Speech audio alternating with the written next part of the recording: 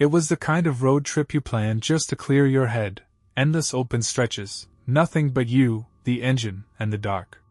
But somewhere along the way, I realized I wasn't alone out there. Someone was following me. Watching. Waiting. It was last year, during a solo road trip I'd planned from Wisconsin to Montana. Just me, the car, and thousands of miles of silence. Most of the drive cuts through ghost town roads, long patches of forest, wide open plains, the occasional rise of mountains the deeper west you go. Aside from the start and end points, it's mostly just nature, and a whole lot of nothing. I'd mapped the entire thing carefully, wanted to drive straight through the night and into the next day. That way I wouldn't have to waste time or money on a hotel halfway through. Tough? Yeah. But I figured it was doable. Worth it. I hit the road around 7 p.m., made sure everything was packed tight in the car. Snacks and drinks were within reach in the front seat, GPS locked in. It felt good, honestly. Peaceful. I didn't know yet what was waiting out there. The first hour or so was just suburbs and small towns, the kind you blink through and forget. Then the road stretched out, straight and empty, and it stayed that way. Barely another car in sight. Just one long ribbon of asphalt, carved through nowhere. Gas stations popped up every now and then, maybe every 15 miles or so, but even those started thinning out pretty fast.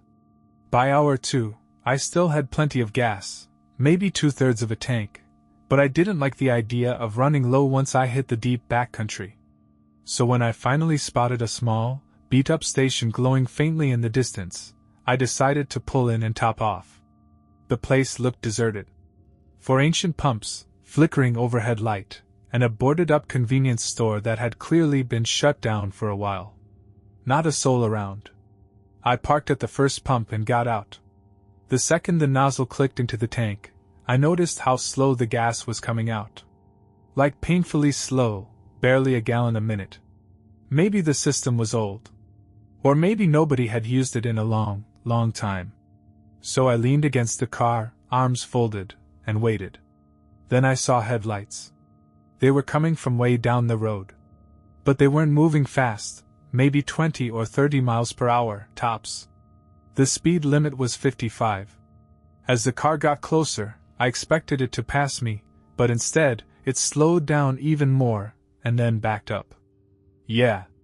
It actually reversed, slowly, until it was aligned with the gas station entrance, then turned in and rolled up behind me, pulling up to the pump right behind mine. Instant unease rippled through me. That kind of driving? On a rural road in the middle of the night? It was careless at best, or something worse. I kept facing forward, trying to stay chill. I heard the car door open. Heard the crunch of boots on gravel as someone stepped out and walked to the side of their vehicle. Then nothing. No pump being grabbed. No movement. Just silence. After a minute, curiosity got the better of me. I turned my head, casually, like it was no big deal. He was already staring at me. Tall guy. Gray flannel, black jeans. Face slack. Empty eyes. Just watching me. I forced an awkward smile and gave him a nod. Then turned back to my pump, my skin crawling. 10 seconds passed. Still felt like his gaze was boring into my back. Then finally, I heard him pick up the nozzle and start fueling up. Okay, I told myself. He's just getting gas. Just weird. That's all. Another minute ticked by, and I figured I'd had enough. My tank was close enough to full. I pulled the pump out, closed my cap, and circled back toward the driver's seat. That's when I saw him looking at me again. Same dead eyes. Same heavy stare. Something about it felt off, not just tired but wrong. Like he'd been wired with the wrong kind of energy. I got into my car and pulled out fast. Chalked it up to a strange dude and let it go. Or I tried to. 3 hours later, the rain hit. Hard. My total drive time had clocked over 5 hours, and it was just past midnight. I was fading fast. The rain didn't help. It made the road feel tighter, the dark feel deeper, and my focus blurrier. I cracked open an energy drink. Nibbled on something salty. Didn't help much. By 1 a.m., I knew I needed to stop.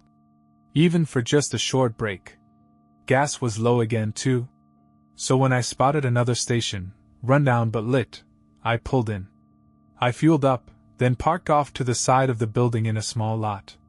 Checked the radar. Still raining. No towns nearby, nothing to break up the miles ahead. I figured I'd rest my eyes for 30 minutes, just enough to recharge. I leaned the seat back. Closed my eyes. 25 minutes later, I woke up, rain still tapping the roof, alarm not yet gone off. I sat up, stretched, wiped the fog off the glass, and saw a car parked at one of the pumps. Same model. Same color. Same everything. It was the car from earlier. I froze. No driver. No one inside. No movement outside either. I scanned the lot, the shadows near the building, even the road. Nothing. My breath caught in my throat. My mind was scrambling to make sense of it. How? Why? Where the hell was he? There was nowhere to hide at this place. No store, no open buildings. Just pumps, empty air, and that damn car. I didn't wait to find out. I turned the key. Put the car in reverse. And I got the hell out of there. I always thought the rearview mirror was for spotting tailgaters or flashing lights. Not for seeing someone already inside your car. I was easing the car out of that desolate gas station lot, still shaken by the sight of what I swore was the same vehicle from earlier, when I checked my mirror. That's when I saw him. Not outside. Not behind me. In the back seat. He was just there, eyes wide and glassy, boring into mine through the dark. Not moving. Not speaking. Just watching me from a few feet away. I didn't even think. I slammed on the brakes, flung the door open, and practically threw myself onto the wet pavement. The car was still in reverse, coasting slowly backward across the lot. I didn't care, I just ran. But I never heard his door open. Never heard footsteps. No chase. I darted toward the edge of the woods, adrenaline pouring through my chest like liquid fire, then stopped behind the cover of trees and turned to watch. My car kept rolling. Then, just as suddenly, it stopped. A second later, the headlights swerved, and he drove off. Gone. With my car. With everything. That's when it hit me. My phone was still on the dashboard. I stood there, soaked in the rain, heart racing, reality crashing down in jagged waves. My car. My phone. Some maniac had just vanished into the night with both. And then something else clicked. His car was still here. I turned slowly and looked at it. The same car that had followed me. The one he'd parked at the pump. Just sitting there. No lights. No engine. He left it behind. I walked over, cautious. The door was unlocked. Key still in the ignition. I peered inside, random groceries in the back seat, like someone had just gone shopping.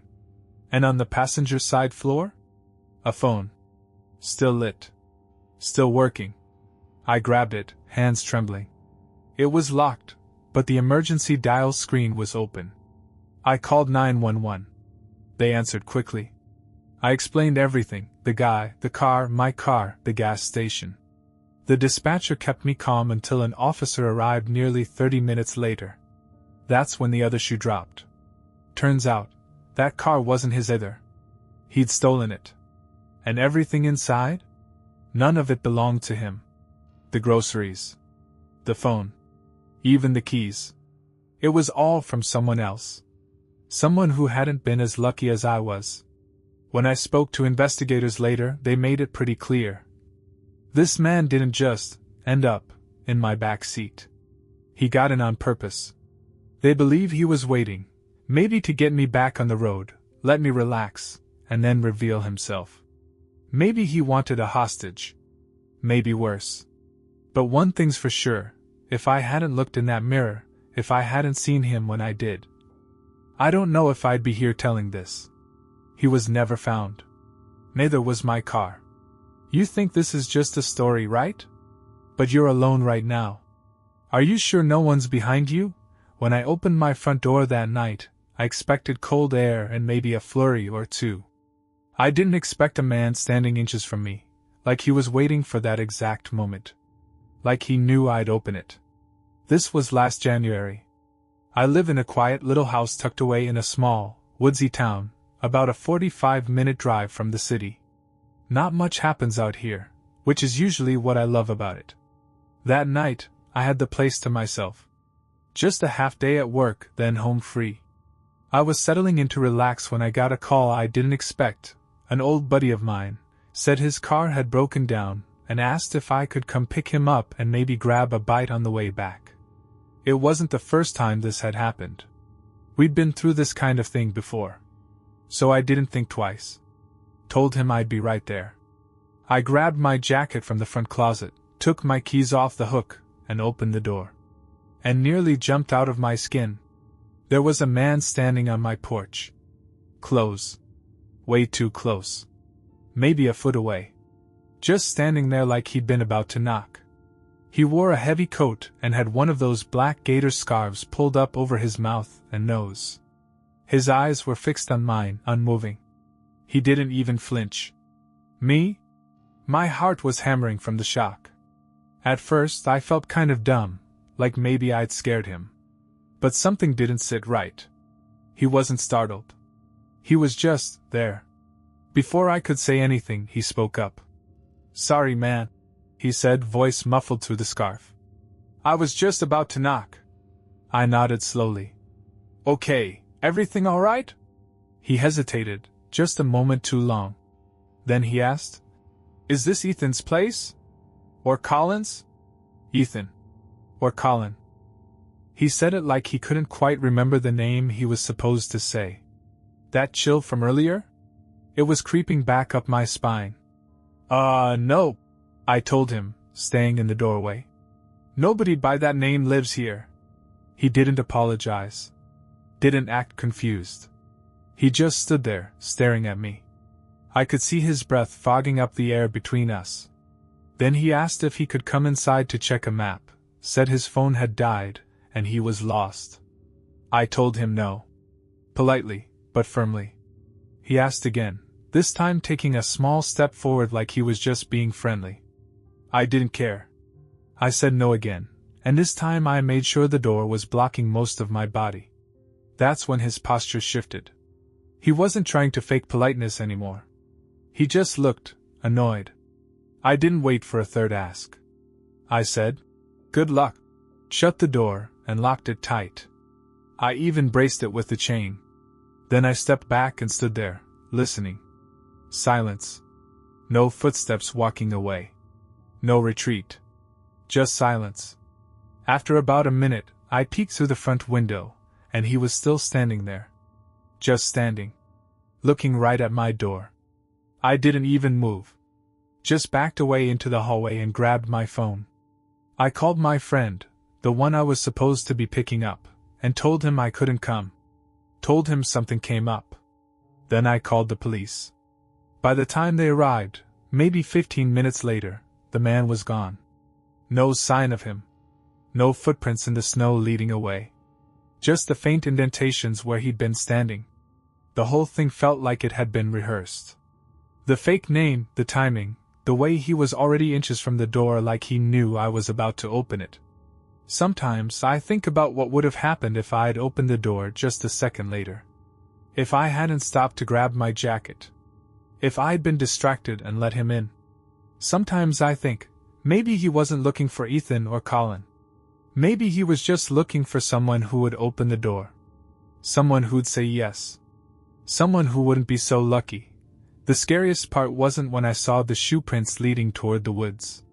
It was realizing they came back, and no one ever knocked this time. Whoever the guy was on my porch earlier that night, he wasn't looking for Ethan. Or Colin. Or anyone else. I told him no, and he just said, "Okay," turned around, and calmly walked off into the snow.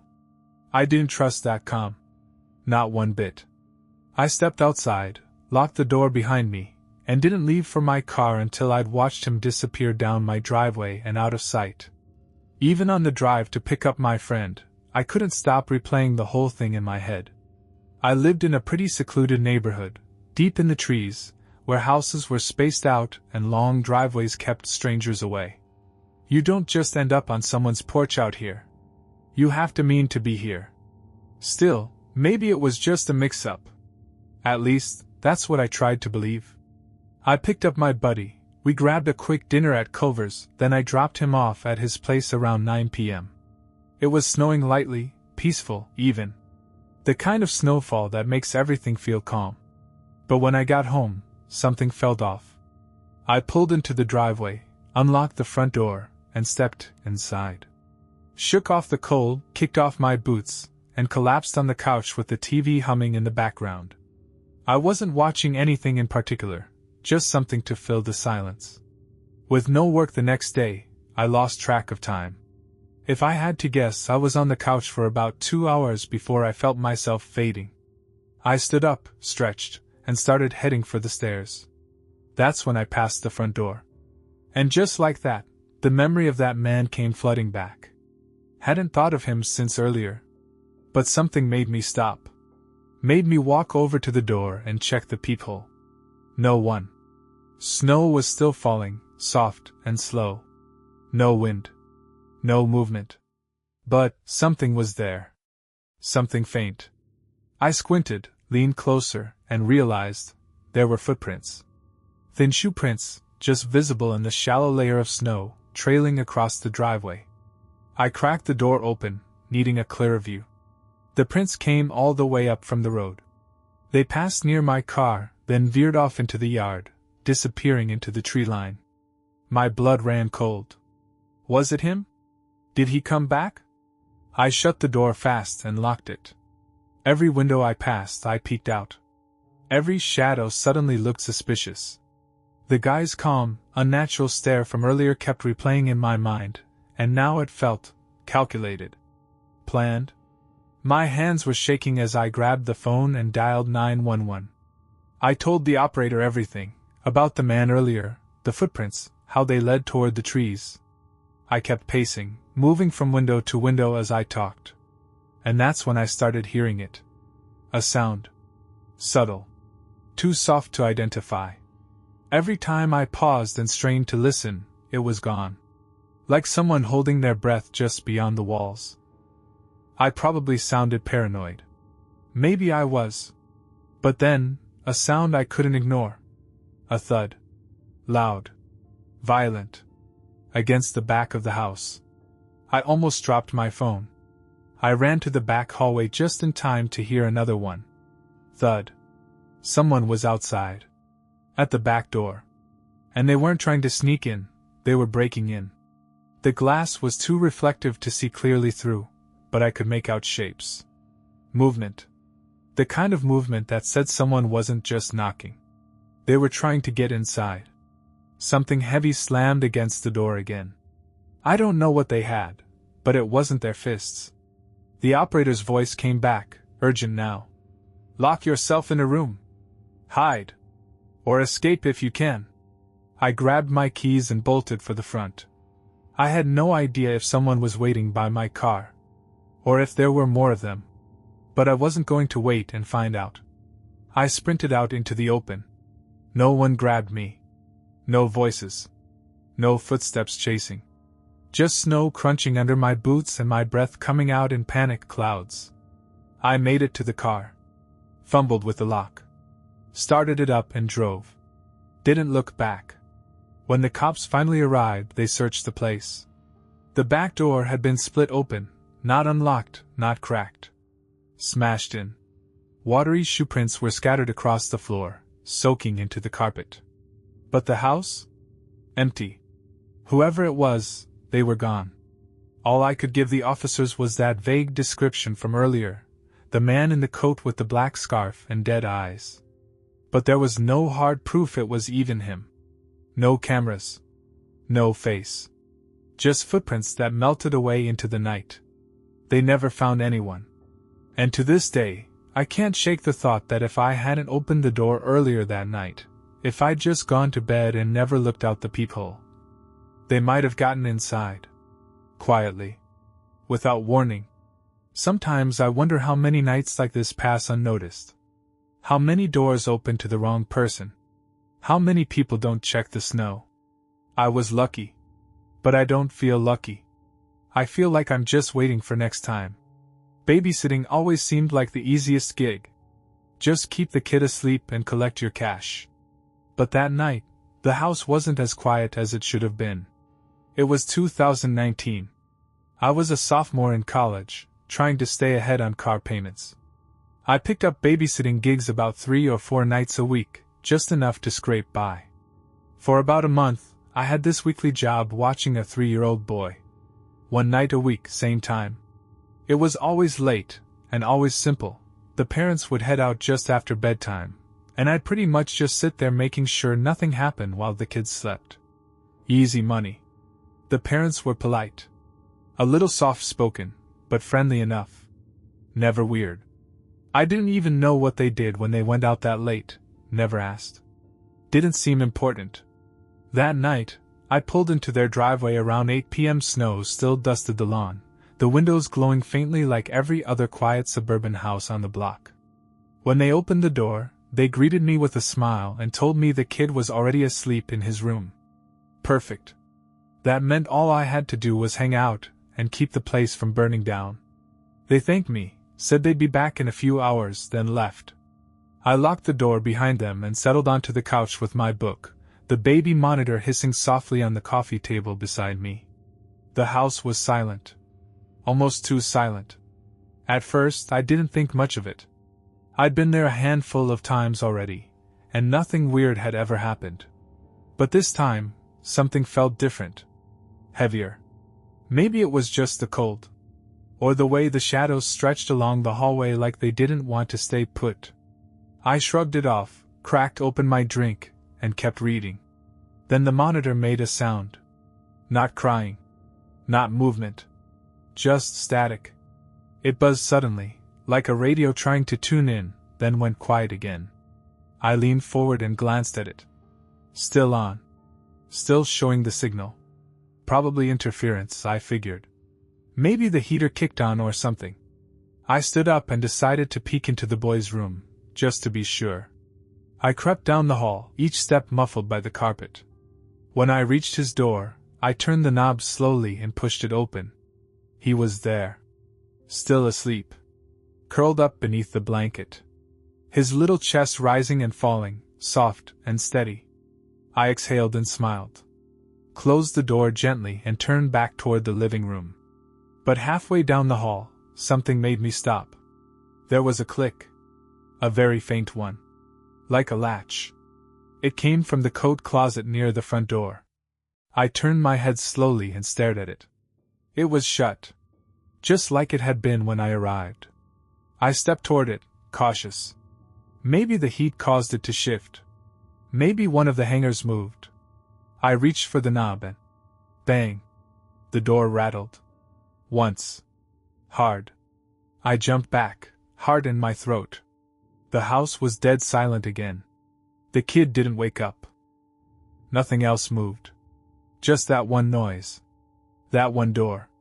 I backed away slowly, grabbed the monitor, and sat on the edge of the couch, staring down the hallway.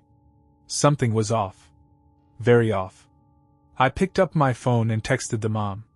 Just a casual message, asked if they had a pet or if anyone else had access to the house.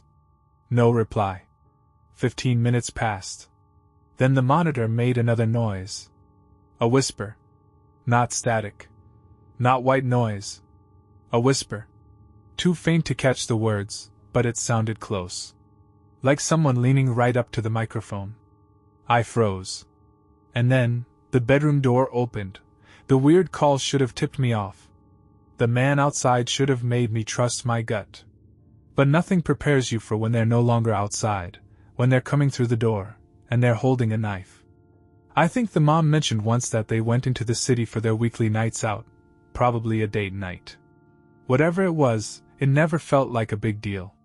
I just showed up, kept an eye on their kid, and collected some quick cash. That night, like always, I dropped my bag near the door and did my usual walkthrough of the house, just checking doors, lights, windows. Everything seemed fine. Quiet. Peaceful. They always told me I could cook something or watch TV, but I usually just scrolled on my phone to kill time. Every so often, I'd peek down the hall toward the kids' room, just to make sure nothing stirred. But less than an hour in, I got a call from the mom. I picked up, expecting a casual check-in, but she sounded confused. "Did you just try calling me?" she asked. I blinked. "No. I'm still here. Everything's fine." She said she got a call from an unknown number, but no one spoke when she answered. Thought maybe I was trying to reach her from a different phone or that the call got dropped. I told her again, everything was totally fine, and we hadn't had any issues. She seemed reassured. Said okay. Hung up. I didn't think much of it. Probably just a spam call, and she was being a protective mom. No big deal. I did another check on the kid, still fast asleep, then went back to the living room and sat down again. About 20 minutes passed. I was watching something on my phone when headlights poured through the narrow gaps in the blinds. At first, I thought it was just a neighbor pulling into their driveway. But the light didn't move. It just stayed there. After 2 minutes of nothing changing, I stood up and peeked through the blinds. A dark gray sedan was parked right out front, engine idling, headlights on. It was old, beat up, rust curling around the wheel wells, and the windows were so tinted they looked blacked out. And that's when I saw him. A man stood outside the car, maybe 10 feet from the driveway. He wasn't doing anything, just standing there, near the sidewalk, looking straight at the house. At me. I didn't want to confront him. I wasn't in my own house, and it didn't feel like my place to start questioning random strangers.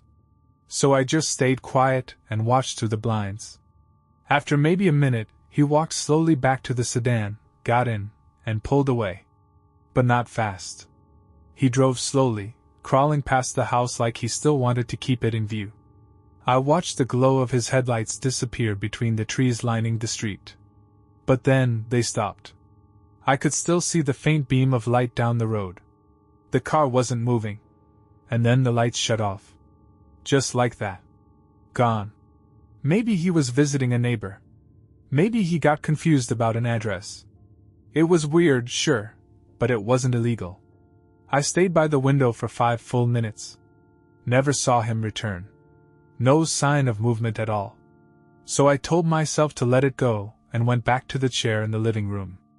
I thought about texting the parents. But I didn't want to spook them over something that felt like it could have been nothing. Besides, what difference would it make? If he was just lost, I'd only sound paranoid. Still, the thought stayed with me.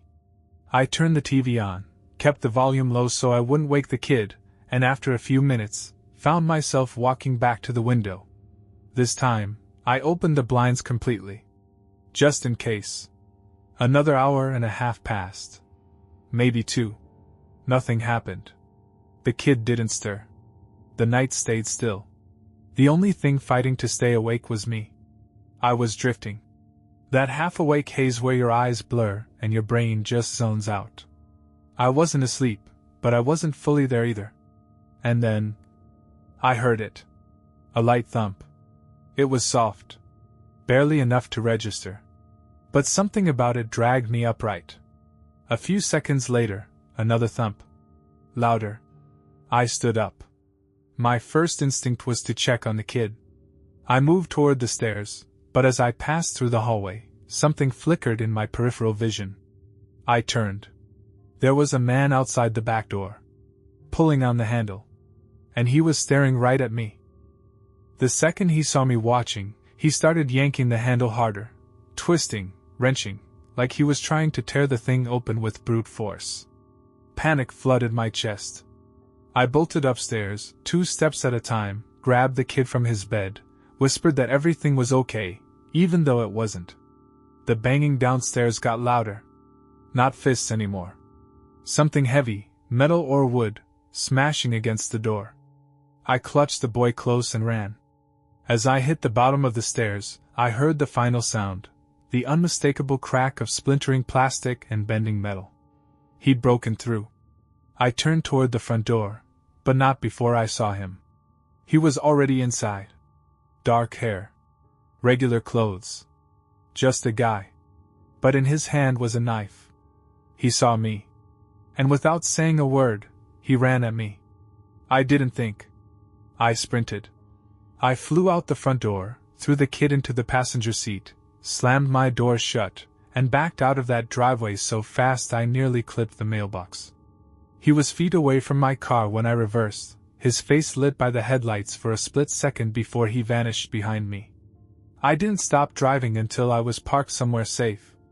Then I called 911. And the parents. By the time the cops arrived, the house was empty. Back door wide open. No sign of him. Just muddy footprints across the hardwood and snowflakes drifting in through the shattered frame. He was gone. To this day, I'm certain of what he wanted. It wasn't money. It wasn't some random break-in. He wanted the kid. And I think he would have done whatever it took to get him. The parents never called me again. And honestly, after that night, part of me was relieved, but part of me wondered why. What were they trying to keep me from finding out? That's what it felt like was about to happen, that the guy who broke in was after the child, not just to rob the place. And that's what still haunts me. But here's the weird part. After everything happened, the parents just kind of disappeared from my life. They thanked me the night of the break-in, sure. But after that? Radio silence. No more calls. No more babysitting jobs. No follow-ups. Nothing. It was like they didn't want me around anymore. Like they didn't want me asking questions. I tried doing some digging on my own, mostly just to settle my nerves. I didn't find much. But one detail stuck with me, something I probably wasn't supposed to know. The mother had been married before. Her ex looked eerily similar to the man I saw charging through that back door with a knife. Of course, there's no way to prove it. No pictures. No confirmations. Just that one eerie resemblance. Maybe it was all just in my head. But the silence? The sudden cutoff? It felt like they didn't want me connecting the dots. And now, years later, I still don't know the full truth. The storm wasn't what scared the cat. It was what was standing on the other side of the front door. I was staying at my friend's place that weekend. She was out of town with her family, but she asked me to watch her cat, Molly, because a storm was rolling in, and Molly got nervous during thunderstorms. Molly was the independent type. Quiet. Kept to herself. Usually curled up in some random corner like she didn't even notice you were there. So it seemed easy enough. The storm started the night before my friend left, and it hadn't let up since. It was Saturday now. I'd spent the night without any problems. The wind howled a little, rain lashed the windows, but nothing out of the ordinary. Molly had been totally fine. Calm. Barely noticed the thunder. That morning, I was stretched out on her insanely comfortable couch, reading while the rain tapped gently on the windows. That house always felt peaceful, tucked away in the woods, quiet, isolated. A place where the world couldn't bother you. Midway through the day, the house phone rang. It was strange hearing one of those again. Most people don't even have landlines anymore. I figured maybe it was my friend trying to check in. But when I glanced at the caller ID, it just said unknown number. I let it ring out. A few minutes later, it rang again. Same thing, unknown number. This time, it went to the answering machine. I paused and listened. A voice came through. Low. Male. Barely above a whisper. He only said one word, my friend's name. Like he was asking if she could hear him. Then silence. A couple seconds. And he hung up. It sent a shiver through me. I texted my friend just in case, told her someone had called her house and left a message.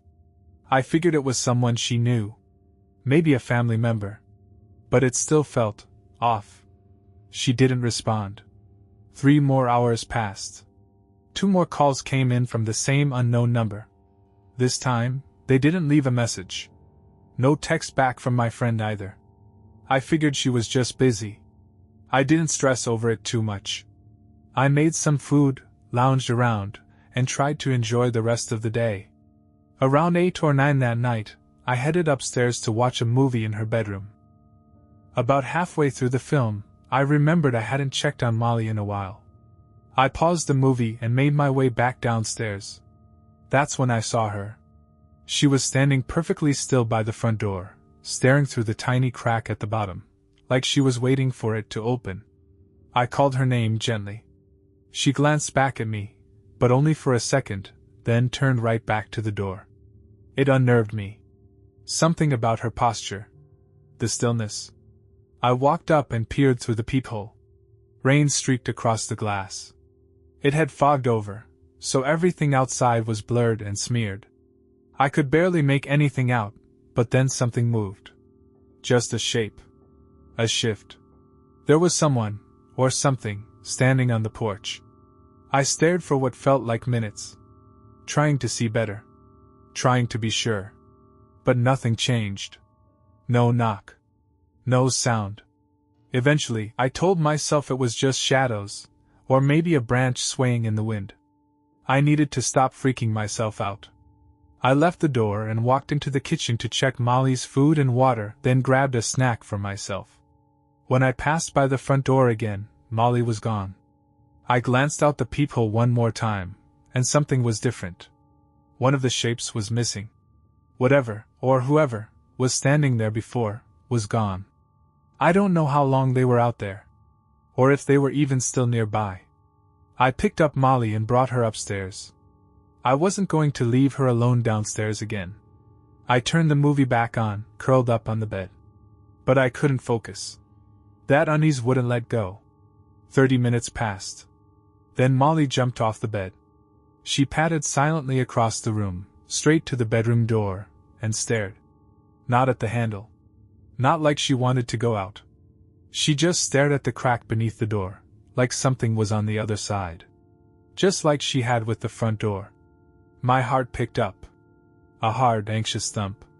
I called her name. Soft. Nervous. She didn't look back. I slowly got up, stepped toward the door, and leaned my ear against it. Listening. The house was silent. But something was wrong. I dropped to my knees and peered under the door. And right then, I learned something that still wakes me up at night. Sometimes, they're already inside. I crouched down slowly, eyes locked on the space beneath the bedroom door. And what I saw made every hair on my body stand up straight. Shoes. Boots. Standing just inches from the door, facing it. I shot backwards so fast I nearly tripped over the rug. My eyes snapped to the doorknob. Unlocked. I lunged forward and twisted the lock just in time. A split second later, I heard footsteps, running.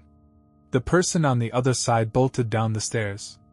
I stood there frozen, hands still on the lock, trying to steady my breathing. Then I remembered my phone. I grabbed it and called 911, then dialed my friend. By the time police arrived, the intruder was long gone. The house had been cleared. No signs of forced entry. Just silence. The working theory? A stalker. Most likely the same one who had been calling earlier. The phone number couldn't be traced. And whoever he was, he vanished without a trace. The part that still haunts me is knowing he was never there for me. He was stalking her. My friend. And maybe, just maybe, he didn't know she was out of town. Maybe he thought she was alone. And maybe, he planned to be inside when she walked through the door. We never figured out who he was. And now, anytime I hear the phone ring from an unknown number, a piece of that fear comes back.